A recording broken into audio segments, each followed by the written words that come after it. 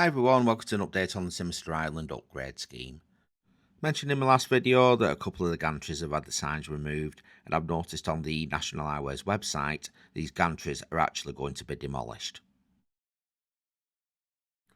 The gantry removal work is going to take place over several phases, and the first of these phases is going to start this upcoming weekend, Friday the 31st of July.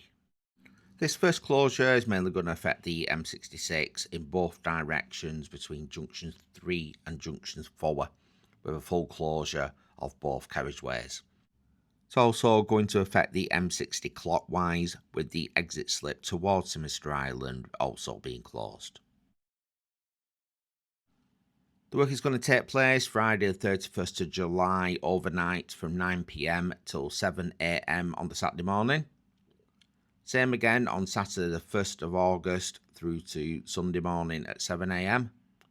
And then Sunday the 2nd of August, we're finishing a little bit earlier on the Monday morning at 6 AM.